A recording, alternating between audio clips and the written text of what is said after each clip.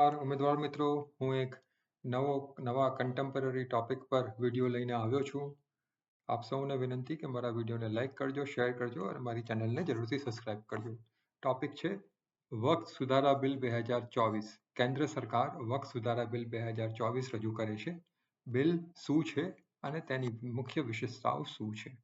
આપણે આ ચર્ચા તબક્કાવાર આ પ્રમાણે કરીશું. પહેલા, સમાચારમાં શા માટે. બીજું, વક્ફ શું છે. ત્રીજું, વક્ફ સુધારા બિલની મુખ્ય વિશેષતાઓ. ચોથું, આજનો પ્રશ્ન. પહેલા, સમાચારમાં શા માટે.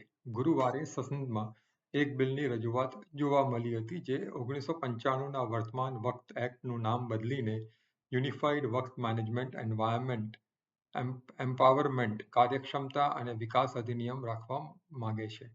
આ સૂચિત રીબ્રાન્ડિંગ દેશભરમાં વક્ફ મિલકતોની દેખરેખ અને વ્યવસ્થાપનને વધારવાના વ્યાપક પ્રયાસનું પ્રતીક છે.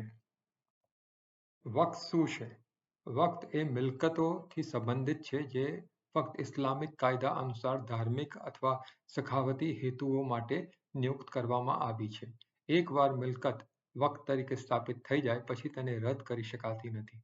અંદાજે ₹1.2 લાખ કરોડની કિંમતની 9 લાખ એકરથી વધુ જમીનનું સંપાદન કરતા અંદાજે 30 વક્ફ બોર્ડ સાથે વક્ફ બોર્ડ રેલવે અને સંરક્ષણ મંત્રાલયને અનુસરીને ભારતમાં ત્રીજા ક્રમના સૌથી મોટા જમીન માલિકો તરીકે સ્થાન મેળવે છે. વક્ફ સુધારા બિલની મુખ્ય વિશેષતાઓ.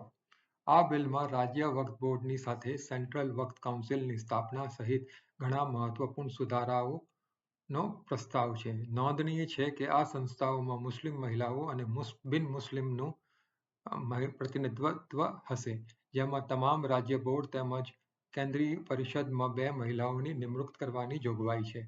બિલના વધુ વિવાદાસ્પદ ઘટકોમાંની એક, મિલકતને વક્ફ અથવા સરકારી જમીન તરીકે વર્ગીકૃત કરવામાં આવે તે નક્કી કરવા માટે જિલ્લા કલેક્ટરને પ્રાથમિક સત્તા તરીકે નિયુક્ત કરવાની દરખાસ્ત છે.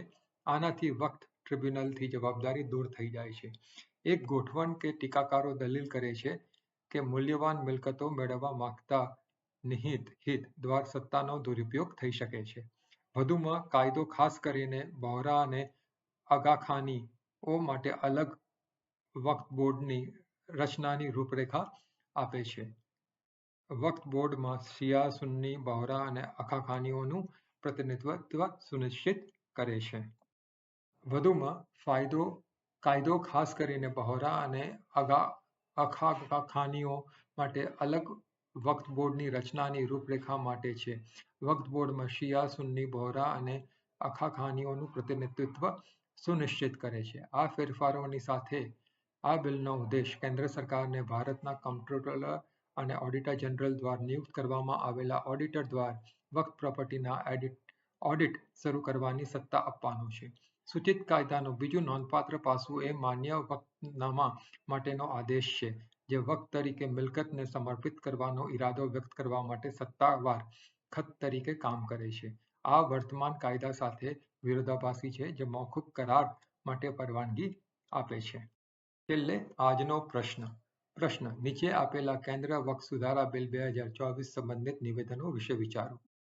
આ બિલનો ઉદ્દેશ કેન્દ્ર સરકારને ભારતના કમ્પ્ટ્રોલર અને ઓડિટર જનરલ દ્વારા નિયુક્ત કરવામાં આવેલા ઓડિટર દ્વારા વક્ફ પ્રોપર્ટીના ઓડિટ શરૂ કરવાની સત્તા આપવાનો છે. સંસદમાં એક બિલની રજૂઆત જોવા મળી હતી જે 1995ના વર્તમાન વક્ફ એક્ટનું નામ બદલીને યુનિફાઈડ વક્ફ મેનેજમેન્ટ એમ્પાવરમેન્ટ કાર્યક્ષમતા અને વિકાસ અધિનિયમ રાખવા માંગે છે. ઉપરોક્ત નિવેદનમાંથી કયા સાચા છે? માત્ર એક, એ માત્ર એક, બી માત્ર 2, સી બંને, ડી ઉપરોક્તમાંથી કોઈ નહીં.